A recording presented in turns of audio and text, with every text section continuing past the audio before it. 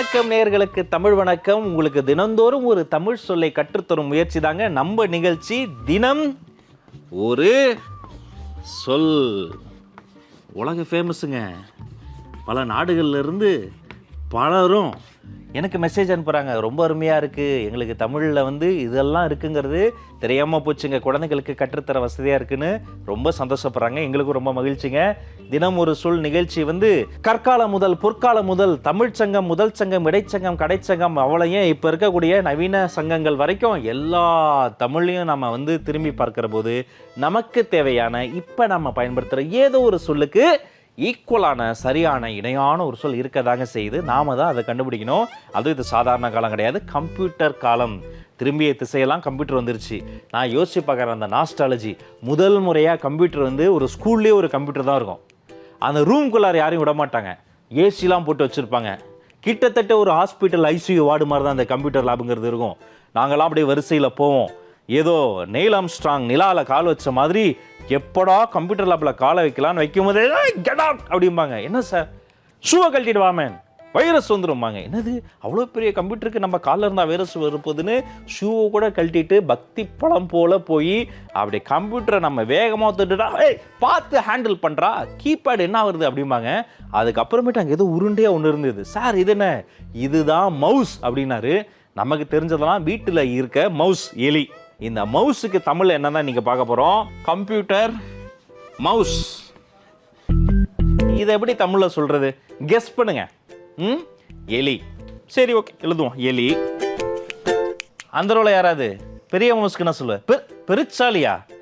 சரி, அப்ப சின்ன மவுஸ்க்கு என்ன சொல்லுவ, சுண்டலி. யாரா நீங்க? டே, சரி, எழுதுவோம்.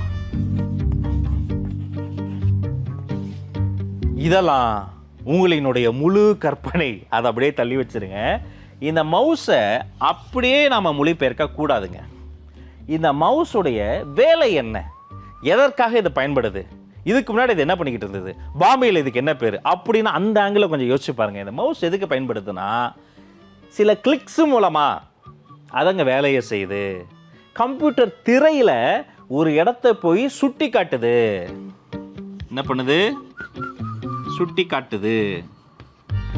மேட்டர் ஆஃப் கிளிக்ஸ் அப்படின்னு நம்ம சயின்ஸில் சொல்லுவோம், இங்கிலீஷில் சொல்லுவோம், சுட்டி காட்டுது. அப்போ இதை என்னன்னு சொல்லலாம், சுட்டின்னு சொல்லலாமா? சொல்லலாம் தான். ஆனால் வெறும் சுட்டின்னு போட்டால் குழந்தைகள் சுட்டித்தனமாக இருக்கிறாங்கன்னு சொல்கிற ஒரு மீனிங் வந்துடுது. அப்போ சுட்டி போதுமானதாக இல்லை. நான் ஒரு இடத்துல படித்தேன், அவங்க வித்தியாசமாக ஏலியன் மாதிரி இதை எலியன் அப்படின்னு சொல்லலாம். நாங்கள் எலியன் கேட்பதற்கும் பார்ப்பதற்கும் எளிய சொல்லா இருந்தது. இருந்தாலும் அதில் ஒரு மயக்கம் இருக்குது. எலியன்னா அது ஒரு கார்ட்டூன் கேரக்டரா அப்படின்னு ஒரு மயக்கம் வந்துடுது. சுட்டினா குழந்தையான ஒரு மயக்கம் இருக்குது, எலியன்னா கார்ட்டூன் கேரக்டரான ஒரு மயக்கம் வருது.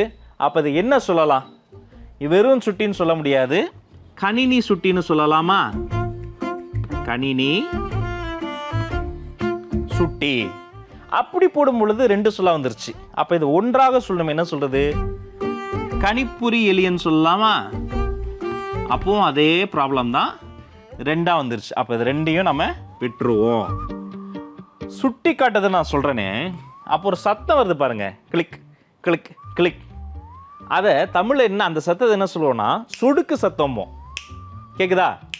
அப்போ அதை என்ன பண்ணுதுன்னா, கணினி திரையில போய் அந்த இடத்தை சொடுக்கி காட்டுவதால் இதை நம்ம என்ன சொல்லலாம்னா சொடுக்கின்னு சொல்லாங்க.